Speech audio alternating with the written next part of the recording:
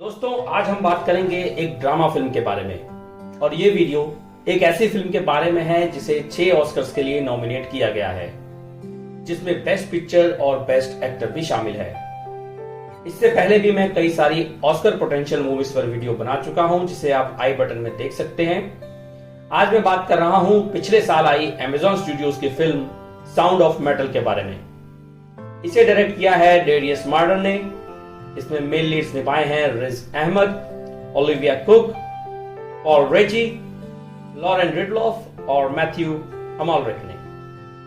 पहले मैं आपको इसकी पूरी कहानी बताऊंगा, फिर हम इस फिल्म के अहम सीन से इसकी गहराई को समझने की कोशिश करेंगे। ये सब जानने के लिए इस वीडियो को एंड तक देखिएगा। मेरी हमेशा कोशिश रहती है कि मैं आपको फॉरेन सिनेमा की उन मूवीज के बारे में जानकारी दूं जो शायद आपको कहीं और ना मिले। इसलिए ऐसी ही और दिलचस्प मूवीज के बारे में जानने के लिए इस चैनल को सब्सक्राइब करके बेल आइकन को जरूर दबा दीजिए। तो चलिए वीडियो शुरू करते हैं। हेलो दोस्तों, मेरा नाम है अमन और आप देख रहे हैं सिनेमैटिक ज्ञान। Let's get started.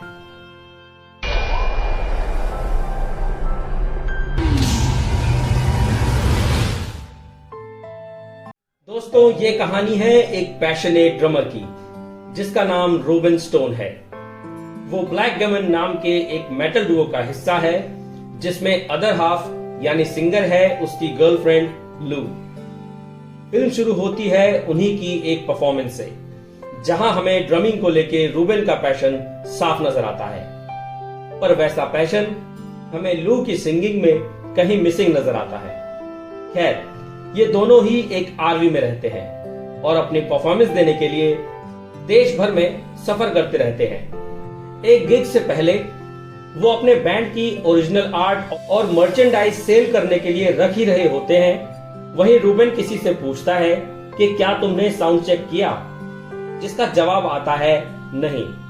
और जैसे ही साउंड चेक शुरू होता है, हमें कान बंद होने जैसी एक आवाज सुनाई देती है। रूबेन साउंड चेक की आवाज सुन ही नहीं पाता। उसकी परेशानी साफ नजर आती है, लेकिन फिर भी उसकी परफॉर्मेंस पूरी हो जाती है। अगली सुबह जब वो अपनी आरवी में उठता है, तब उसे कुछ भी ठीक से सुनाई नहीं देता। वो चीजों की आवाज सुन तो रहा है, लेकिन उनकी वॉल्यूम बहुत ही धीरे है और उनमें क्लैरिटी भी नहीं है। इस अचानक आई मुसीबत से परेशान होकर वो लू को बिना बताए एक फार्मेसी जाता है, ये पता लगाने के लिए कि उसके कान के साथ आखिर प्रॉब्लम क्या है। फार्मासिस्ट समझ जाता है कि उसकी कंडीशन क्रिटिकल हो चुकी है, क्योंकि रूबेन को इतना कम सुनाई दे रहा है कि वो वहां ठीक से बातचीत तक नहीं कर पा रहा है। फार्मासिस्ट उसे एक डॉक्टर रेफर करता है और उससे फौरन मिलने को कहता है। डॉक्टर उसके साथ एक हियरिंग टेस्ट करता है, जिसमें उसे डॉक्टर के बाद कुछ वर्ड्स को दोहराना होता है। पर टेस्ट के बाद पता चलता है कि उसने जो वर्ड सुने, उनमें से वो महज 20 से 30% ही पहचान पाया। उसकी राइट ईयर की कैपेसिटी 28% और लेफ्ट ईयर की कैपेसिटी 24% ही बची थी। और ये हालत वक्त गुजरने के साथ साथ और खराब होने वाली है। रूबेन जोर देकर ये पूछता है कि वो इस परेशानी से कैसे निजात पा सकता है, जिस पे डॉक्टर कहता है कि वो एक सर्जरी करवा सकता है, जिससे बहुत से कम सुनने वालों या बिल्कुल ना सुनने वालों को काफी मदद मिली है। इन्हें कॉक्लियर इम्प्लांट्स कहा जाता है, पर ये काफी महंगे होते हैं और सबसे बड़ी चीज कि ये इंश्योरेंस में कवर नहीं होते। इसके लिए वो रूबेन को सजेस्ट करता है कि उसे तेज आवाजों से कुछ वक्त के लिए दूर रहना होगा और फिर वो उसकी कुछ और टेस्ट करेगा। पर रूबेन उसकी बात को नजरअंदाज करके परफॉर्म करना जारी रखता है। एक परफॉर्मेंस के दौरान उसे सुनाई देना बिल्कुल बंद हो जाता है। वो घबराहट और बेबसी में परफॉर्मेंस बीच में ही छोड़ के वहां से चला जाता है। लू उसके पीछे आती है और उसे भी उसकी कंडीशन के बारे में पता चल जाता है। वो उसकी सेफ्टी के लिए परफॉर्म करना रोक देना चाहती है, पर रूबेन उसे इम्प्लांट्स वाली बात बता देता है और उसे अश्योर करता है कि ये परेशानी जल्द ही ठीक हो जाएगी। और वो अभी भी कंटिन्यू करना चाहता है। वो फ्रस्ट्रेशन में बाहर सिगरेट पीने चला जाता है, लेकिन लू को उसकी सोब्राइटी की भी काफी चिंता है, क्योंकि वो एक रिकवरिंग ड्रग एडिक्ट है। वो उसके नारकोटिक्स एनोनिमस स्पॉन्सर हेक्टर को फोन लगाते हैं और लू उसे सब समझा देती है। वो उसकी रूबेन से बात करवाती है और हेक्टर समझ जाता है कि उसकी कंडीशन वाकई खराब है और वो कॉल बैक करने के लिए कहता है। रात को जब खाना लेने के लिए वो कहीं रुकते हैं तब हेक्टर का कॉल आता है और वो बताता है कि उसने एक जगह ढूंढी है जो कि एक रूरल शेल्टर है जहां एक डेफ कम्युनिटी रहती है। वो दोनों वहां के लिए निकल पड़ते हैं। वहां पहुंच के उनकी मुलाकात होती है एक जो नाम के आदमी से जो कि डेफ रिकवरिंग एडिक्ट्स के लिए ये रूरल शेल्टर चलाता है। वो भी सुन नहीं सकता पर वो लिप रीड करके समझने की कोशिश करता है कि सामने वाला क्या कह रहा है। वो एक रूम में रूबेन को अकेले बात करने के लिए ले जाता है जहां वो एक मशीन के जरिए उससे कम्युनिकेट करने की कोशिश करता है। वहीं वो बताता है कि उसने वियतनाम वॉर के दौरान बिल्कुल पास में एक बॉम्ब फटने की वजह से अपनी हियरिंग खो दी थी, जिसके चलते वो एक अल्कोहलिक बन गया। वो ये भी बताता है कि इसके बाद उसकी बीवी, उसका बच्चा सब उसे छोड़कर चले गए, लेकिन उसकी हियरिंग की वजह से नहीं बल्कि उसके अल्कोहलिक होने की वजह से। वो इस जगह पर हियरिंग खो चुके लोगों की सोच का सॉल्यूशन ढूंढते हैं, ना कि उनकी हियरिंग का।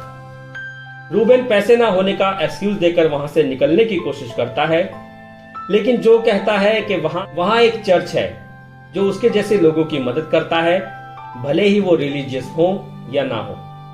रूबेन अपनी बात पे अड़ जाता है और वो सजेस्ट करता है कि वो वहां लू के साथ अपनी आरवी में रहेगा, लेकिन जो इसकी इजाजत नहीं देता और वो दोनों वहां से चले जाते हैं। उस रात रूबेन फिर से लू से परफॉर्म करने को कहता है, पर लू मना कर देती है क्योंकि उसे रूबेन की काफी चिंता है। अगली सुबह जब लू उठती है तब रूबेन अपना आपा खो चुका होता है और वो चीजें तोड़ रहा होता है। फिर वो उस पर भी चिल्लाने लगता है, पर कुछ ही देर में उसे पता चल जाता है कि ये सडन चेंज उसे पागल कर रहा है। लू उसे समझाती है कि उसे उस जगह वापस जाना ही होगा और वो कुछ वक्त के लिए अपने डैड के साथ रहेगी। थोड़ी देर के बाद ही वो उसे बताती है कि उसे प्लेन पकड़ना है और रूबेन को उस जगह वापस जाना है। उसके जाने की खबर सुनके रूबेन और ज्यादा बेबस महसूस करने लगता है। लू उससे प्रॉमिस लेती है कि वो खुद को नुकसान नहीं पहुंचाएगा, वरना यह चीज उसे भी हर्ट करेगी। रूबेन समझ चुका है कि अब वो उसे नहीं रोक सकता है। वो उसे कहता है कि अगर वहां पे तुम्हें जरा सी भी दिक्कत हो तो तुम वापस आ जाना, मैं सब कुछ ठीक कर दूंगा, मुझे वहां से लिखती रहना। वो चली जाती है और रूबेन टूट जाता है। रूबेन वापस शेल्टर चला जाता है। वहां पहुंचते ही जो उससे उसकी कार कीज और फोन ले लेता है। रूबेन वहां उनकी मीटिंग्स अटेंड करके वहां के बाकी मेंबर से मिलता है, जो उसे इंट्रोड्यूस करवाता है क्योंकि इस वक्त उसे साइन लैंग्वेज बिल्कुल समझ नहीं आती। अगले दिन रूबेन को बताया जाता है कि उस जगह सभी का कोई ना कोई काम होता है और जो उसे डेफ बन के जीना सीखने का काम देता है, जो उसे एक स्कूल ले जाता है जहां उसे एक टीचर डायन और उसके स्टूडेंट से क्लास में इंट्रोड्यूस करवाया जाता है और रूबेन अमेरिकन साइन लैंग्वेज सीखना भी शुरू कर देता है। शाम को वो लू के मेल्स चेक करने जाता है। लू ने उसे मैसेज किया होता है। वो लिखती है कि रूबेन ने जिस तरह की बहादुरी दिखाई है उसी से वो वहां सुकून से है और वो चाहती है कि रूबेन ऐसी ही बहादुरी बनाकर रखे, अपने लिए नहीं पर उसके लिए। रूबेन को उसकी पिक देखकर काफी सुकून मिलता है। इसके बाद वो शेल्टर की दुनिया में ढलना शुरू कर देता है। जो रूबेन को एक असाइनमेंट देता है वो उसे अगली सुबह 5 बजे उठाएगा, उसके लिए एक रूम प्रोवाइड करवाएगा और वहां उसे सिर्फ बैठना है, यही उसका काम है। और जब उसे शांति से बैठने में थोड़ी भी तकलीफ हो तो उसे तब तक बिना रुके कुछ ना कुछ लिखते रहना है जब तक वो दोबारा शांति से बैठ ना जाए। सही या गलत कुछ भी हो, बस उसे लिखना है।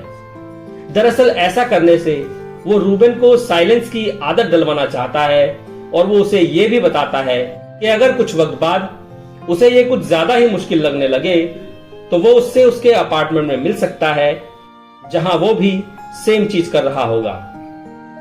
पहले ही दिन वो इतना ज्यादा फ्रस्ट्रेट हो जाता है कि वो अपना सारा गुस्सा वहां रखे डोनट पर निकाल देता है।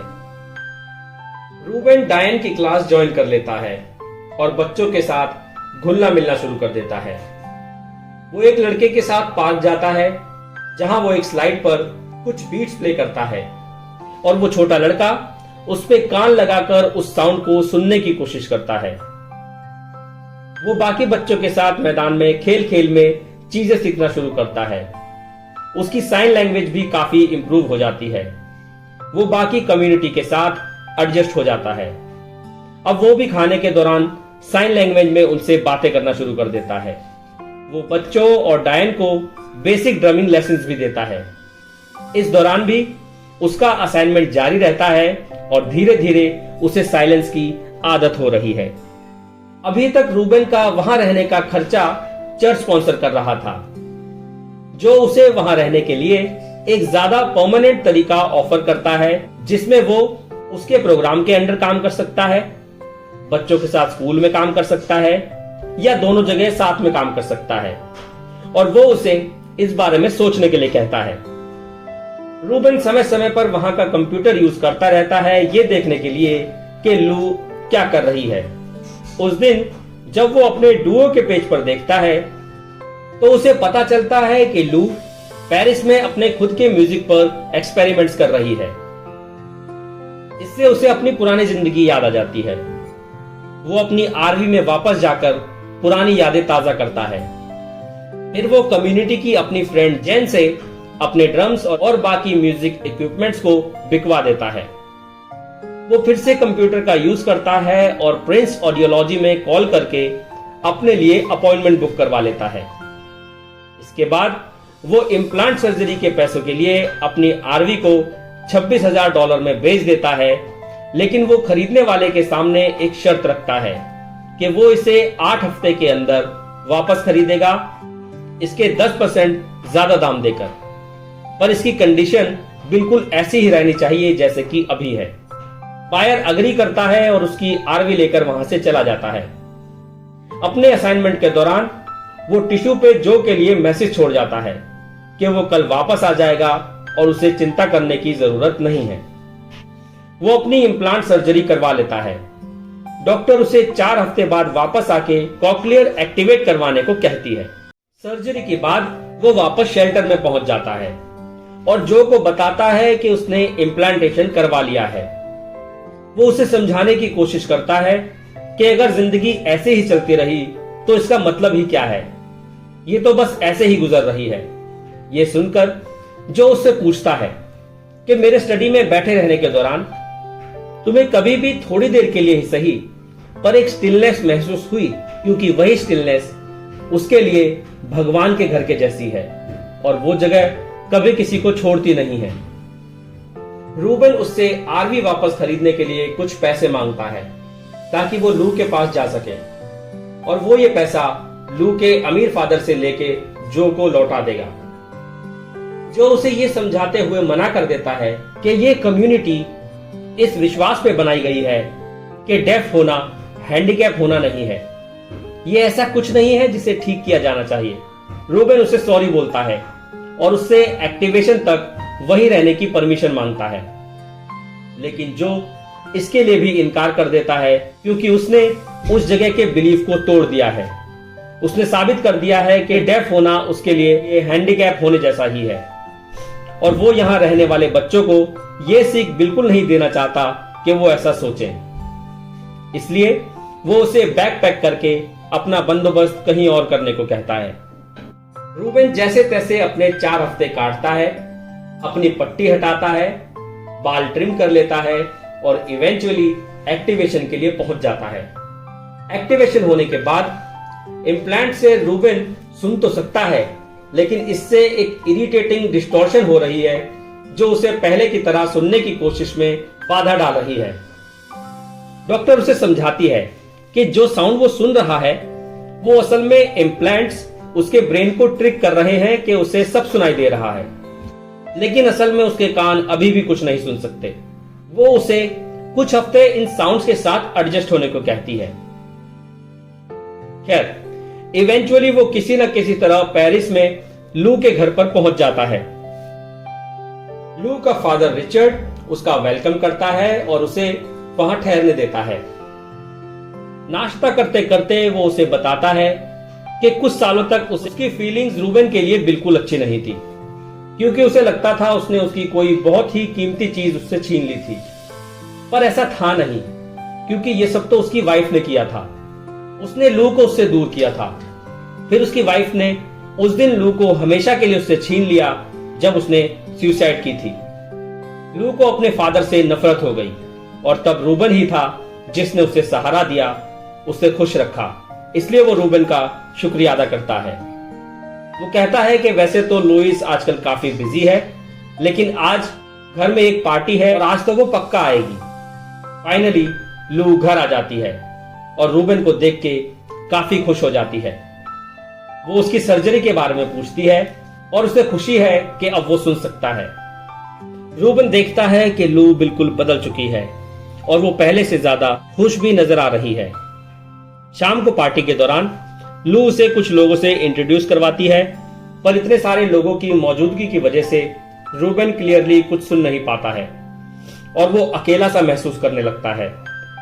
कुछ ही देर में रिचर्ड अपने बर्थडे के विश के तौर पर लू को अपने साथ एक ड्यूएट परफॉर्म करने को कहता है। सब उसे एंजॉय करते हैं, लेकिन अपने इम्प्लांट्स की वजह से रूबेन उसे सही से एंजॉय नहीं कर पाता। पार्टी खत्म होने के बाद रूम में वो दोनों लू के पास्ट की बातें करते हैं और सोचते हैं कि लू को पुरानी चीजें किस हद तक याद रहीं।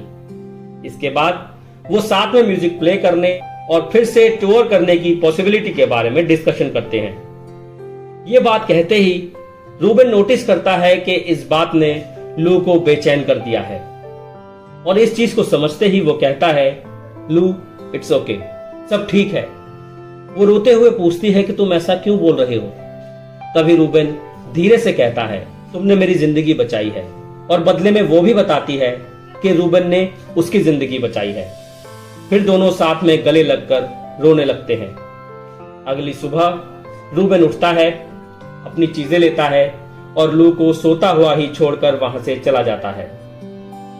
बाहर जाते ही उसे फिर से डिस्टॉर्शन से परेशानी होने लगती है। वो बाहर कहीं बैठ जाता है। उसे चर्च के घंटे की आवाज इतना परेशान कर देती है कि वो अपने इम्प्लांट्स रिसेप्टर्स को हटा देता है और वहीं बैठकर काफी देर तक उस साइलेंस, उस खामोशी को एंजॉय करता है और इसी के साथ फिल्म खत्म हो जाती है। तो चलिए दोस्तों, अब इस फिल्म की गहराई में चलकर इसे समझने की कोशिश करते हैं कि ये हमसे क्या कहना चाहती है। जैसा कि मैंने कहा, इस फिल्म की नींव इस प्रिंसिपल पर टिकी है कि सुनने की एबिलिटी खो देना हैंडीकैप होना नहीं है। अगर जो रूबेन को वहां रुकने देता तो इससे एक कॉम्प्लेक्स मैसेज निकल कर आता, खासकर उस फैसिलिटी के यंग बच्चों के सामने। जब रूबेन वो जगह छोड़कर एक मोटेल में ठहरता है तो उसे फोर्सफुली इस धारणा को मानना ही पड़ता है कि उसके एक्शंस ही उसे इस अकेलेपन की तरफ लेकर आए हैं। ये फिल्म जिंदगी में आए सडन चेंज में ढलने और उसे अपनाने का एक सफर है। अगर एक तरह से देखें तो फिल्म का मेन किरदार ही साउंड है। फिल्म शुरू ही खामोशी की आवाज से होती है और फिर हार्ड रॉक म्यूजिक की तरफ बढ़ती है। उसका हैवी मेटल म्यूजिक तो आप फिर भी सुन सकते हैं, लेकिन जो गाना लू गा रही है वो ज्यादा समझ में नहीं आ रहा है। फिल्म में आगे आपको ये एहसास होता है कि ये एक शुरुआती हिंट था जो मेकर्स ने हमें दिया था कि आगे हमें हियर लॉस जैसी ट्रेजेडी देखने को मिलने वाली है। मर्डर डायलॉग्स और साइलेंस के सीन्स के बीच बहुत ही बेहतरीन तरीके से खेलते हैं। वो बखूबी जानते हैं कि नॉइस ऑफ साइलेंस में क्या छिपाना है और किस चीज को एक आम साउंड की तरह सुनाना है। जैसे कि सबसे पहली बार जब रूबेन अपनी हियरिंग खोता है, उससे जस्ट पहले ही उसने कहा था साउंड चेक। ऐसी कई बारीकियां हमें इस फिल्म में देखने को मिलती हैं। शुरू में वो इस अचानक आए बदलाव को समझने की कोशिश करता है, जिस दौरान वो नर्वस तो होता है लेकिन फिर भी वो शांत रहता है और फिल्म भी शांत रहती है। पर आप खुद ही सोचिए, क्या होगा अगर एक ऐसा आदमी जो म्यूजिक को जीता है उसे अचानक पता चले कि वो अब कुछ भी नहीं सुन सकता। जाहिर है इस चीज को झेल पाना काफी मुश्किल होगा। इवेंचुअली उसे स्टेज पे सांस लेने में दिक्कत होने लगती है और वो स्टेज छोड़ देता है। हम समझ जाते हैं कि शांति और समझने वाला फेज अब खत्म हो चुका है। वो अपना आपा खोना शुरू कर देता है और ऐसा बहुत ही जल्दी हो जाता है। अगला फेज शुरू होता है जब वो एक डेफ लोगों की कम्युनिटी को ज्वाइन करता है। शुरुआत में वो जो कि सिखाई गई सभी चीजों को नजरअंदाज करता है, पर जब आधी फिल्म खत्म होती है तब तक वो खुद को एक्सेप्ट करना शुरू कर देता है, कम से कम कुछ समय के लिए ही सही। यहाँ एक बहुत ही खूबसूरत सीक्वेंस है जहां रूबेन एक बच्चे के साथ मेटल स्लाइड पर खेल रहा होता है। उस सीन में रूबेन को एहसास होता है कि साइलेंस का तो अपना ही एक म्यूजिक होता है। ये बेहतर होगा अगर आप उसे सुनना शुरू कर दें और ये एक्सेप्ट कर लें कि अब सिर्फ यही साउंड एग्जिस्ट करता है या सिर्फ यही अब आपकी जिंदगी में मैटर करता है। इसी सीन से इस फिल्म का टाइटल भी निकल कर आता है, साउंड ऑफ मेटल। खैर, बिल्कुल शुरुआत से ही अगर आप लू के एक्सप्रेशंस देखें तो आप ये अंदाजा लगा सकते हैं कि वो स्टेज पर अपने हार्ड फेस के पीछे कुछ छिपा रही है। वो रूबेन के साथ खुश तो लगती है, लेकिन क्या वो वाकई उसके साथ खुश है या उस जिंदगी से खुश है जो वो उसके साथ जीती है? जब रूबेन अपनी सडन ट्रेजेडी का खुलासा उसके सामने करता है तो हमें लगता है कि वो मैं अभी इसके लिए तैयार नहीं हूं, किसी भी वक्त ऐसा कहने वाली है। ये कहानी महज रूबेन की खुद को जैसा है वैसा एक्सेप्ट करने के बारे में नहीं है, बल्कि ये लू की खुद की एक्सेप्टेंस के बारे में भी है और अपने पास्ट की यादों को भुलाने के लिए एक कंप्लीटली अलग चीज के बजाय वो वही कर रही है जो उसे बहुत ज्यादा पसंद है। पेरिस पहुंच के रूबेन जान जाता है कि लू अपने करियर में आगे बढ़ तो रही है, पर वो अब उस लू से बहुत अलग है जिस लू को वो जानता था। वो जितना ज्यादा वक्त उसके साथ बिताता है उतना ही ज्यादा उसे ये एहसास होने लगता है कि अब लू की जिंदगी में उसकी कोई जगह नहीं है। जहां रूबेन बेसब्री से अपने पास्ट की ओर जाना चाह रहा है, वहीं लू अपने फ्यूचर की ओर बढ़ चुकी है। यही वो मौका होता है जब रूबेन फिल्म में पहली बार ये बात एक्सेप्ट करता है कि चेंज को कभी बदला नहीं जा सकता और वो बड़ी ही खूबसूरती से लू की जिंदगी से बाहर चले जाने का फैसला लेता है। वो उसे अप्रिशिएट करते हुए बस इतना ही कहता है, यू सेव्ड मी।